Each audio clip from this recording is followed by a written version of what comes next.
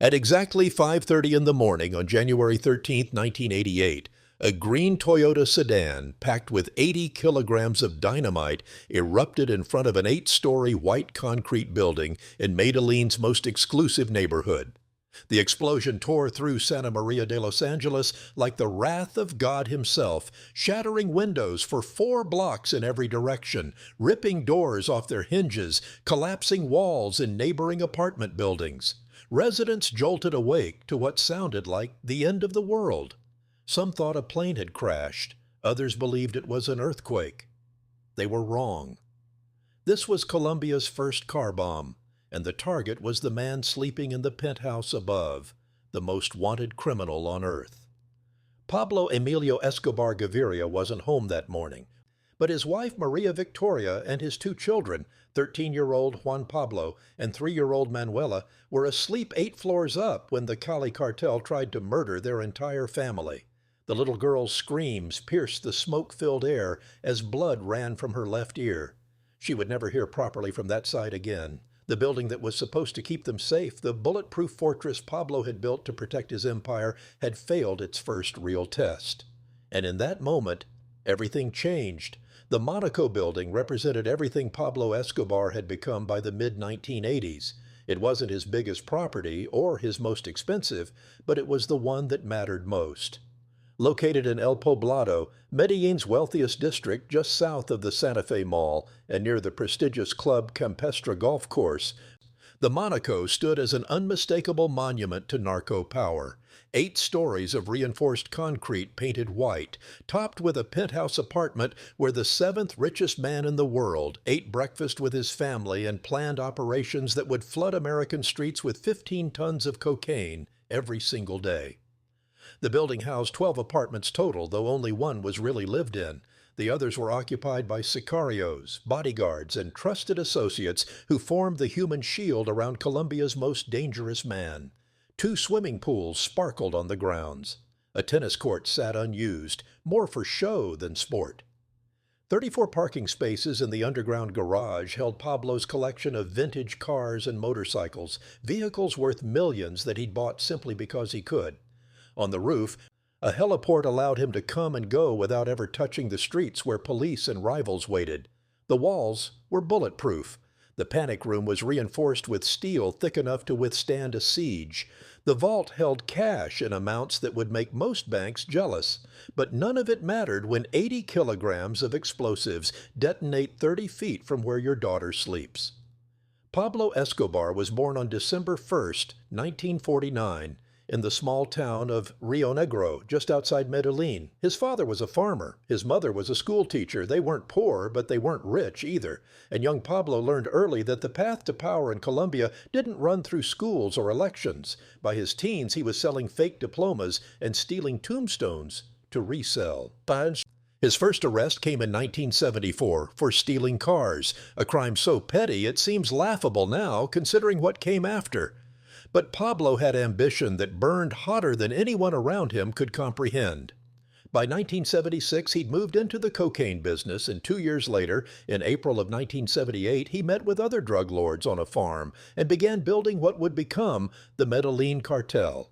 Within a decade, he controlled 80% of the world's cocaine market. Within 2 decades, he'd be dead on a rooftop with a bullet through his head. The numbers surrounding Pablo's wealth are so staggering they almost become meaningless. Forbes magazine added him to their inaugural billionaires list in 1987, conservatively estimating his net worth at over $2 billion. By 1989, they ranked him as the 7th wealthiest person on the planet. But those numbers were guesswork, lowball estimates that missed the real scope of his empire. Court documents and testimonies from his own accountants paint a more accurate picture. At its peak, the Medellin Cartel was earning $420 million every single week. That's $22 billion a year, more than the gross domestic product of many countries. Pablo's personal take was roughly 40% of that total, giving him an estimated peak net worth of $30 billion. To understand what that means in today's money, you have to adjust for inflation. That $30 billion from 1989 translates to approximately $70 to $80 billion in 2025. He was spending $2,500 a month just on rubber bands to wrap cash. He employed 10 accountants whose only job was to launder money and hide assets, and still, he couldn't spend it fast enough. His brother Roberto estimated that roughly 10% of Pablo's wealth, about $2.1 billion, was lost every single year to what they called spoilage. Rats ate through bills stored in basements and walls. Water damage destroyed millions.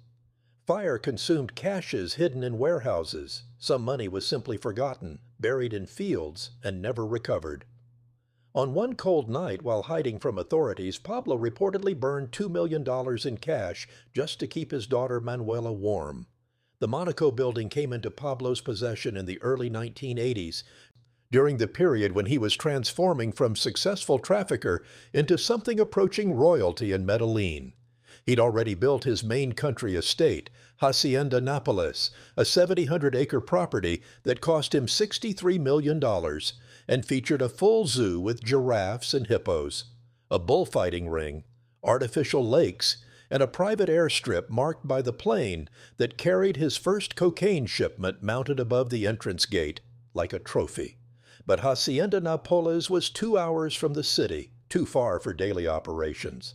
Pablo needed a base in Medellin itself, somewhere that combined the luxury his family expected with the security his life demanded.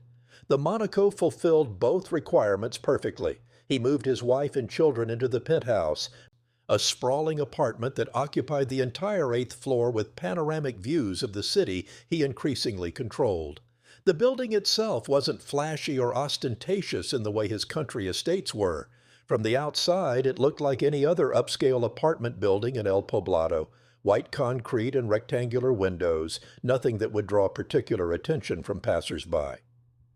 But that anonymity was intentional. Pablo understood that the best fortress doesn't advertise itself.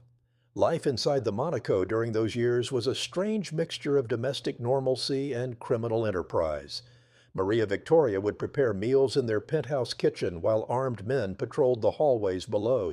Juan Pablo would do his homework at the dining room table while his father made phone calls coordinating cocaine shipments worth millions. Little Manuela would play with her toys, oblivious to the fact that the building she lived in also served as headquarters for operations that were killing police officers and judges across Colombia. The other apartments housed Pablo's most trusted associates and bodyguards, at least 40 armed men working in rotating shifts to ensure no one entered the building without permission and no one left without Pablo's knowledge. The underground garage with its 34 parking spaces held more than just cars. It was a staging area, a place where vehicles could be loaded and unloaded away from prying eyes. The 2 swimming pools and tennis courts saw little use except by the families of the men who worked there. Everything about the Monaco was designed to project the image of wealth while concealing the machinery of violence that generated that wealth. By 1987, Pablo's position seemed unassailable. He'd been elected as an alternate member of Colombia's Chamber of Representatives in 1982, giving him political immunity and a veneer of legitimacy. He'd survived multiple attempts by the Colombian and American governments to arrest him. He'd eliminated rivals with ruthless efficiency, earning a reputation for his plata o plomo policy, silver or lead, bribery or bullets, take your choice. Police officers who refused his bribes were murdered along with their families. Judges who issued warrants against him were assassinated. Journalists who wrote unfavorable stories disappeared. By the time Forbes put him on their list, Pablo had accumulated an estimated 19 mansions across 7 countries, 15 airplanes, 6 helicopters, and numerous boats. His monthly electricity bill alone was $47,000. He was, by any measure, the most successful criminal in human history. But success breeds enemies, and Pablo had accumulated more than his share. The Cali cartel, led by the Rodriguez Orejuela brothers and Helmer Herrera, watched Pablo's rise with growing anger. They controlled coca production in the south of Colombia and resented the Medellín Cartel's dominance of U.S. markets. The rivalry between the 2 organizations had been simmering for years, occasionally flaring into violence, but mostly constrained by the understanding that open warfare was bad for business.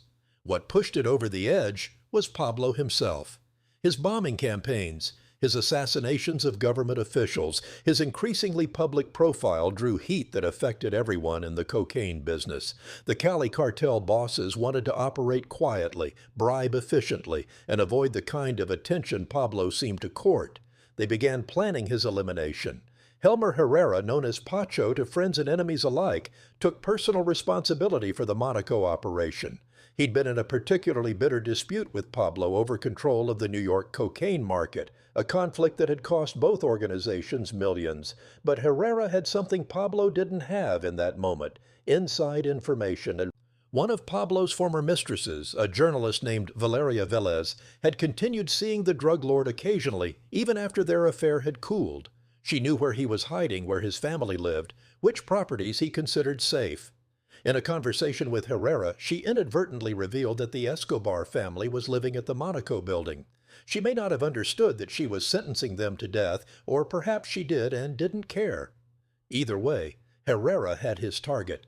Planning a car bombing in Medellin in 1988 wasn't particularly difficult if you had money and connections, both of which the Cali cartel possessed in abundance.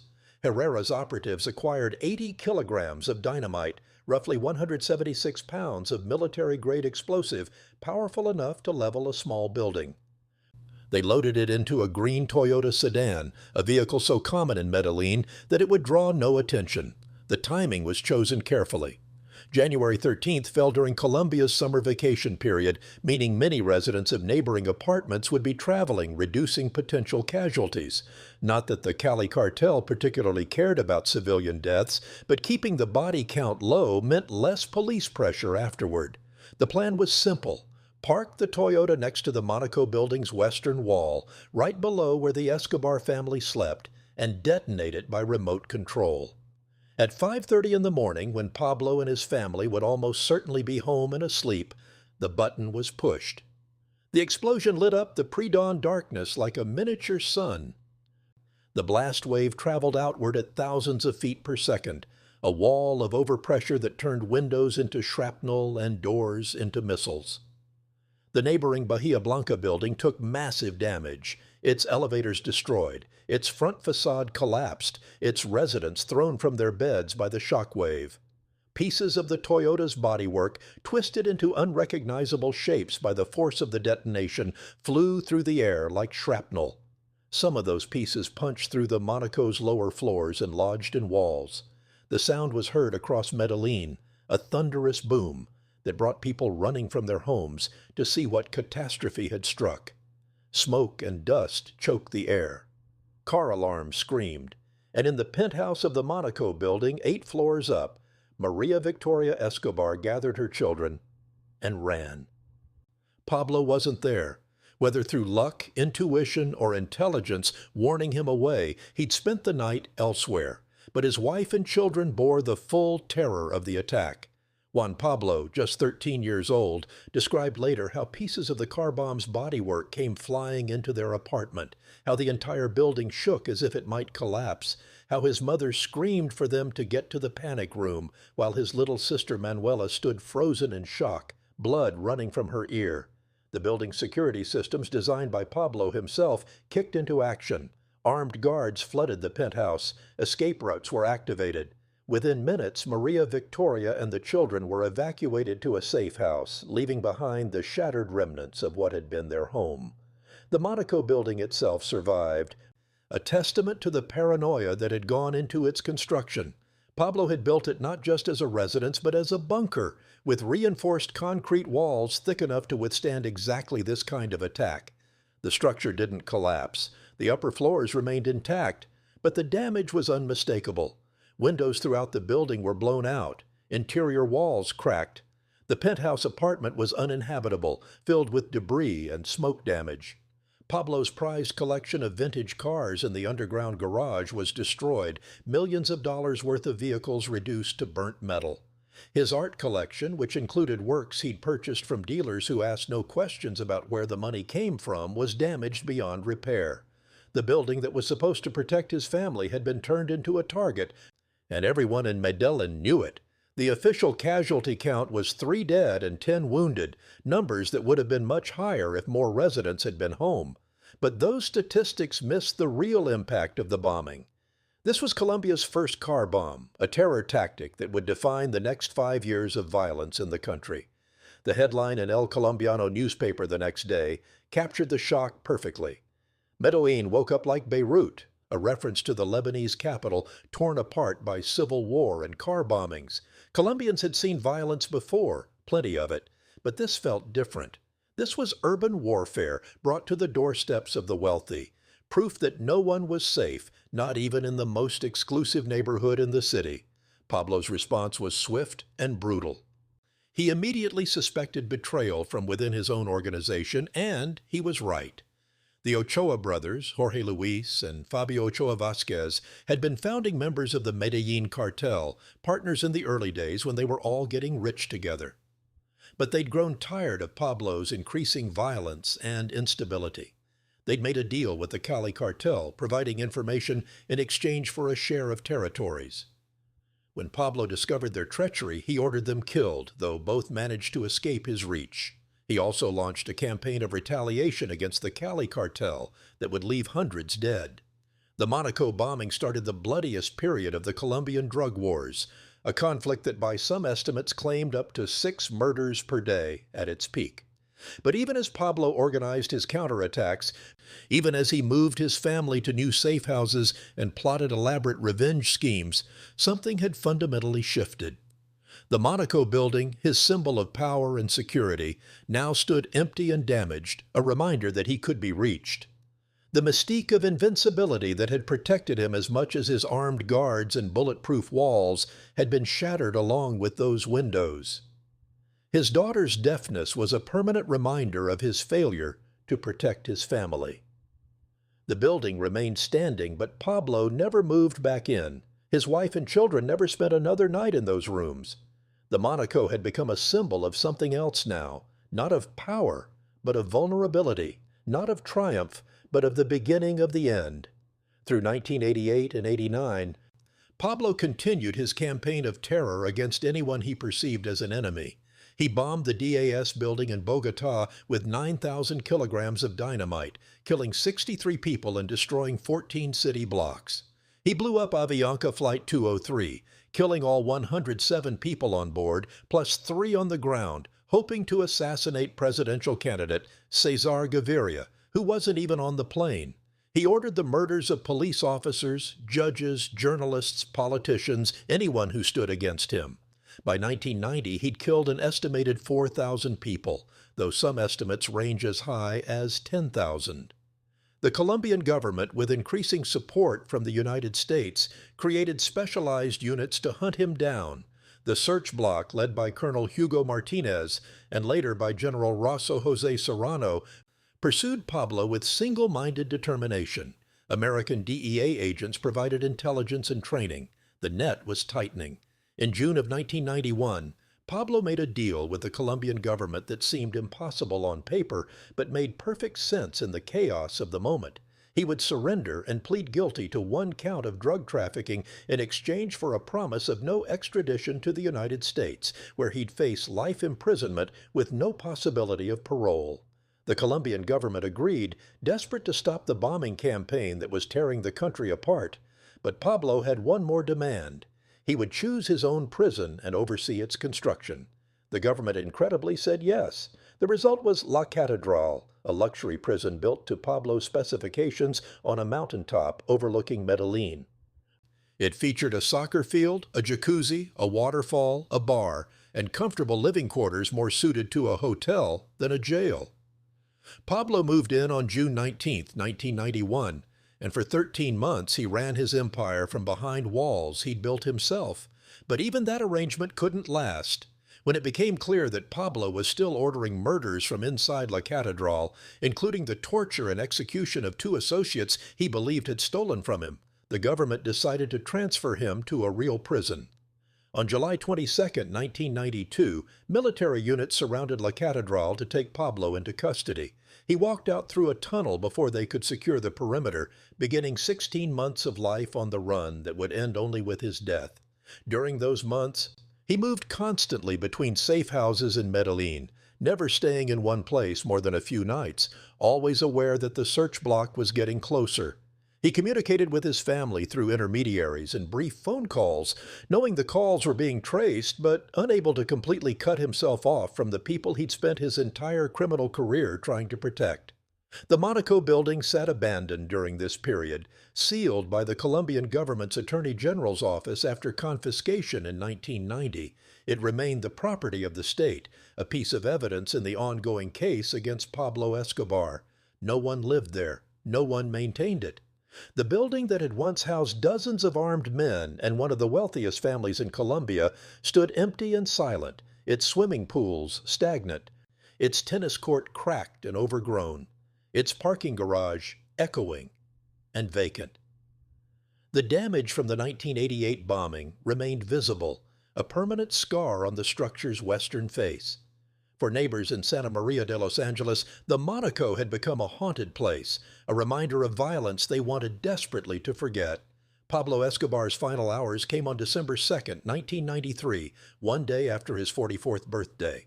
He'd been hiding in a middle-class neighborhood called Los Olivos, constantly moving between safe houses. That morning he made a call to his son Juan Pablo, now 15 years old, and hiding with the family in Bogotá under government protection. The conversation went too long, longer than the 2-minute limit Pablo had set for all calls to avoid electronic tracking. It was enough. The search block triangulated the signal and surrounded the house. Pablo and his bodyguard, a man known as Limon, fled to the roof. Gunfire erupted. Both men died there, shot multiple times. The debate continues even now about whether Pablo was killed by police bullets or shot himself through the right ear, an act he'd reportedly told his family he'd perform if capture became inevitable. Either way, the bullet that ended his life entered through his right ear and exited through his skull. By 3 o'clock that afternoon, his body was laid out on the roof, barefoot and bloodied, photographed by police who wanted proof that the nightmare was finally over. Over 25,000 people attended Pablo's funeral at the cemetery gardens of Montesacro. Some came to mourn. Others came to celebrate. Many came simply to confirm with their own eyes that he was truly dead. His widow Maria Victoria and his children Juan Pablo and Manuela stood at the graveside, targets themselves now without Pablo's protection. Within months, they'd flee Colombia for Argentina, changing their names and trying to build lives far from the violence that had defined their existence. Juan Pablo became Sebastián Marroquín, an architect and author who spends his life apologizing for his father's crimes. Manuela disappeared entirely from public view, living quietly somewhere in South America, her hearing still damaged from that morning in January of 1988 when the Cali cartel tried to murder her family while she slept. The Monaco Building remained abandoned for nearly 3 decades after Pablo's death, a monument to a war most Colombians wanted to forget. From 1990 through the early 2000s, it sat vacant and unsealed, despite being government property. Homeless people broke in and sheltered in its empty apartments. Drug addicts used its dark corners to shoot up. Treasure hunters with metal detectors searched its walls and floors, convinced that Pablo had hidden millions somewhere in the structure. The building became a dangerous ruin, its broken windows like empty eye sockets staring out over a city that was slowly recovering from the trauma of the cocaine wars. In 2008, a merchant bought the building from the government and attempted some remodeling, even adding a 3rd floor, but the project never took off. The Monaco's reputation was too dark, its history too violent. No one wanted to live there. No one wanted to work there. It remained mostly abandoned, a ghost ship in the middle of one of Medellin's wealthiest neighborhoods. Then in the 2010s, something unexpected happened. The Monaco Building became a tourist attraction, a macabre destination for international visitors who wanted to see where Pablo Escobar had lived and where his family had survived a car bombing. Tour companies began including it on narco tours alongside Pablo's other properties. Hacienda Nápoles, La Catedral, the house in Los Olivos where he died, his grave at Montesacro Cemetery. Tourists from Europe and the United States and Asia paid money to walk through the abandoned building, to stand in the penthouse apartment where the Escobar family once lived, to see the damage from the bombing that was still visible 30 years later. They posed for photographs. They bought souvenirs. Some carved their names into the crumbling walls as if this were any other tourist site and not the former home of a man who'd killed thousands of people. The tourism infuriated many residents of Medellin, particularly victims' families and survivors of Pablo's violence. They saw the tours as glorification, as celebration of a terrorist who'd turned their city into a war zone. Angela Zuluaga, whose father, a judge, was murdered by Pablo's hitmen for issuing an arrest warrant, spoke out repeatedly against the narco-tourism industry. She wasn't even born when her father was killed, but she grew up with the absence he left behind, and she watched with disgust as foreigners treated her city's tragedy as entertainment. Others shared her outrage. Victims groups organized protests. Local officials began discussing what should be done with the Monaco and other Escobar-related sites that had become attractions. The controversy reached its peak in the mid-2000 teens when celebrities began visiting the Monaco and posting photographs on social media. American rapper Wiz Khalifa was photographed at the building during a concert tour of Colombia.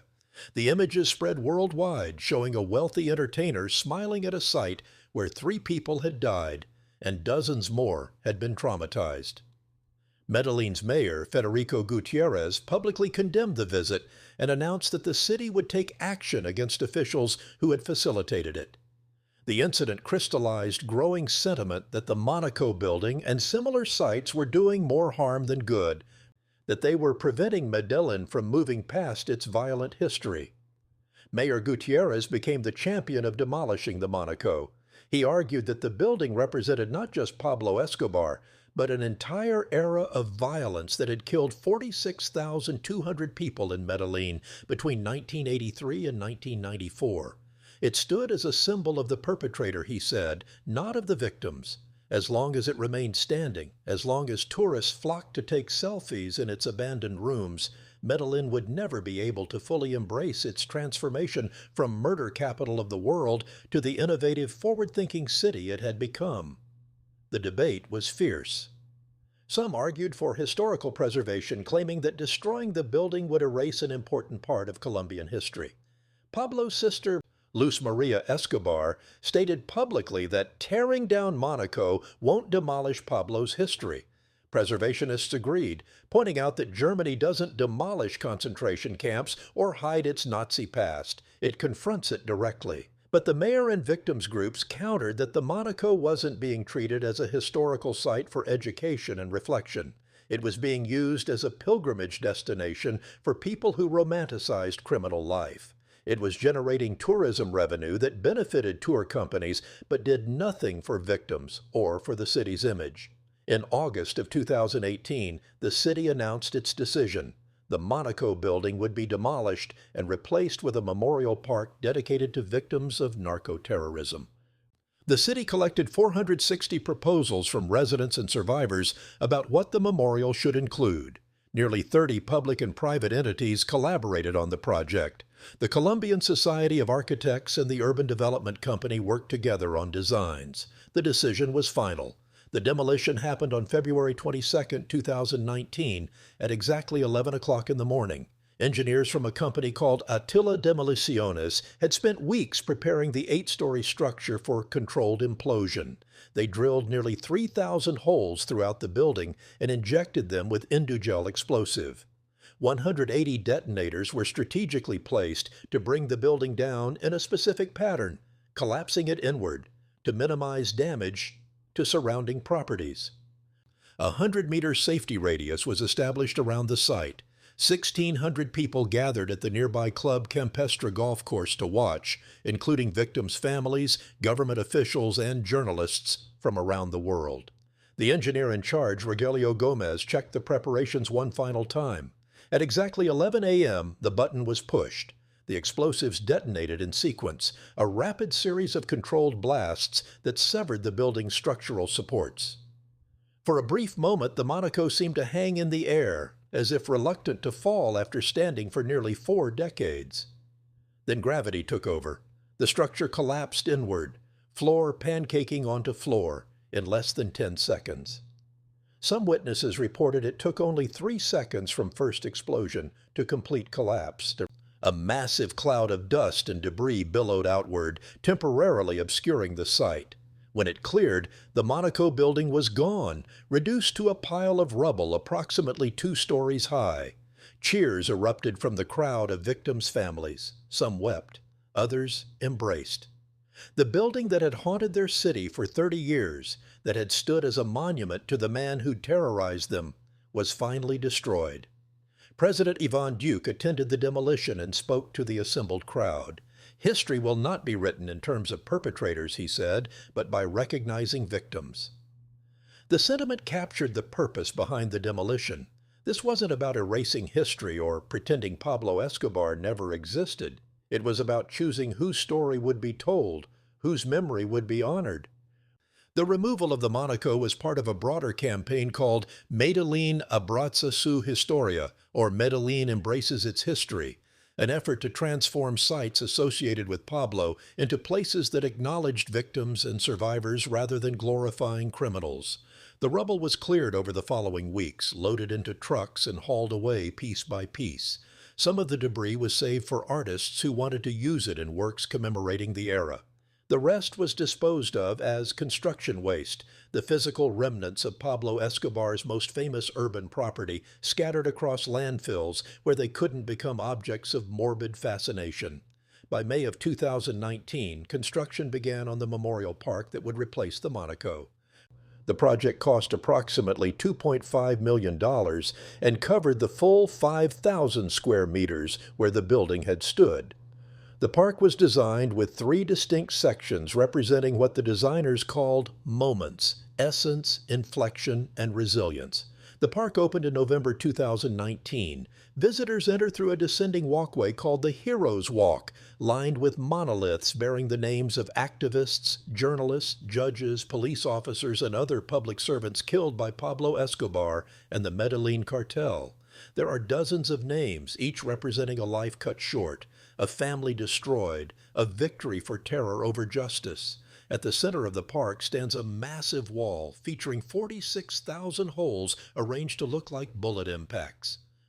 Each hole represents one person killed in Medellin's drug wars between 1983 and 1994. The visual impact is staggering, a physical representation of mass death that makes the statistics real in a way that numbers on a page never could. Catalina Sanchez Escobar, the director of Casa de la Memoria, the organization that manages the memorial, explained the philosophy behind it. Monaco represented the residence of the aggressor, not where victims suffered. The park serves multiple purposes. It provides a space for reflection and education, a place where school children can learn about this period of Colombian history without the distortion of narco-tourism romanticization. It honors victims in a way the standing building never could. And it sends a message that Medellin is choosing to remember its past on its own terms, not allowing criminals to define the city's narrative, even in death. The transformation from fortress to memorial is complete, the land reclaimed from Pablo's ghost. But Pablo Escobar's influence on Medellin hasn't been entirely erased, nor should it be. Parts of the city still revere him as a kind of folk hero, a Robin Hood figure who built housing for the poor and soccer fields for kids to play on. The neighborhood he constructed in the 1980s, called Barrio Pablo Escobar, consists of 443 houses he built for poor families. Residents there still speak of him with gratitude. Maria Eugenia Castano, a 44-year-old woman who lives in one of those houses, told reporters, "I see him like a second god." An altar with Pablo's photograph sits in the neighborhood, candles lit in his memory. The disconnect between how victims and beneficiaries remember him remains a source of tension in the city. Some neighborhoods want to move on, others never will. The Netflix series Narcos, which aired from 2015 through 2017, reignited international interest in Pablo Escobar and complicated Medellin's efforts to escape his shadow. The show dramatized his life, took significant creative liberties with facts, and was filmed partially in Colombia after the production received permission from the Colombian presidential palace. One episode depicted the Monaco Building bombing, though with typical Hollywood inaccuracy about details and timeline. The show was criticized by victims' families and Colombian officials for glamorizing Pablo and focusing on his exploits rather than the suffering he caused. But it was also wildly popular, generating renewed tourism interest in Pablo-related sites. Even after the Monaco's demolition, tour companies continue to offer narco tours, though they're increasingly controversial and some have been shut down by city officials. Today, Medellin has transformed itself in ways that would have seemed impossible during the dark days of the cocaine wars. Once called the murder capital of the world by Time magazine, in 1988, the city was named the most innovative city by the Urban Land Institute in 2013. Its murder rate, which peaked during Pablo's reign of terror, has declined dramatically. The city boasts a vibrant cultural scene, a growing entrepreneurial economy, and tourism focused on its spring-like weather, its cable car system connecting hillside neighborhoods, and its annual flower festival. Young people who weren't alive during the violence are building careers and businesses, trying to create a future not defined by the past. But that past keeps intruding. Taxi drivers still refer to locations by their connection to Escobar.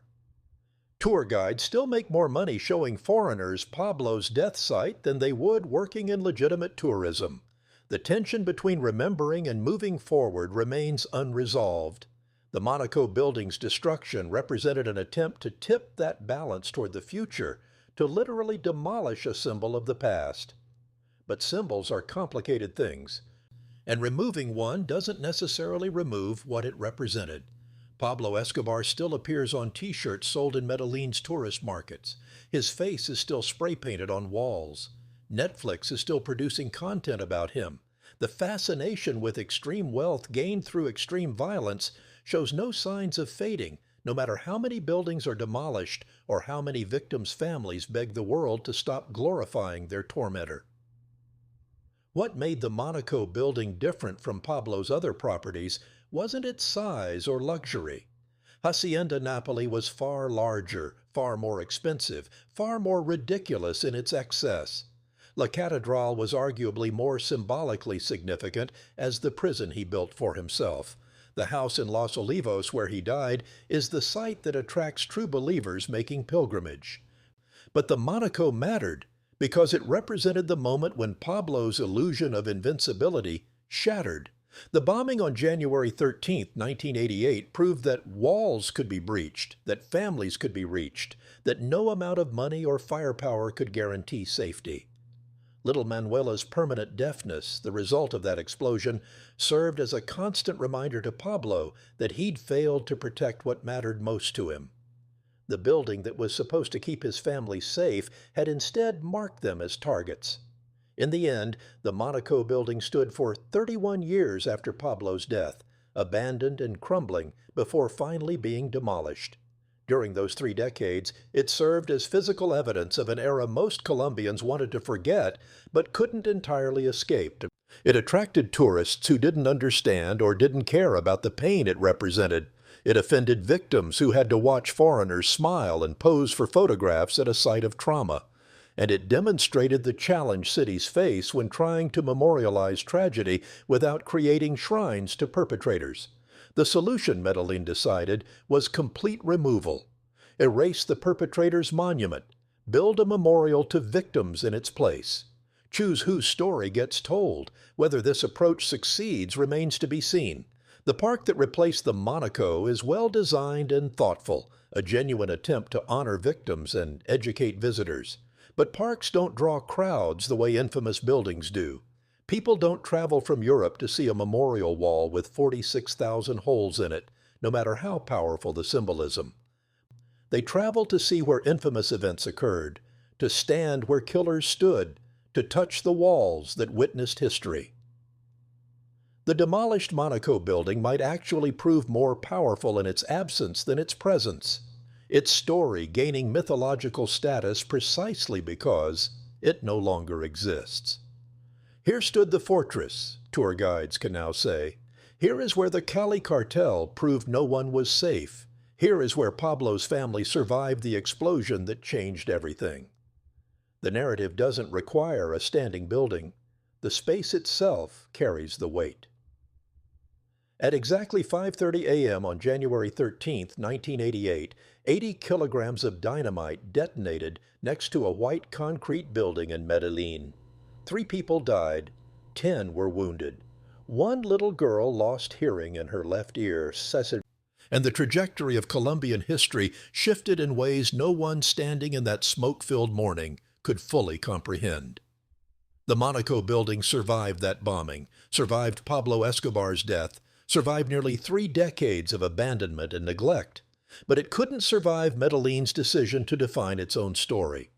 On February 22, 2019, 180 detonators brought down what 80 kilograms of dynamite couldn't destroy 31 years earlier. The building collapsed in less than 10 seconds, and in its place now stands a memorial to 46,200 victims. The question of which monument better serves history, which better serves memory, which better serves justice, remains for future generations to answer.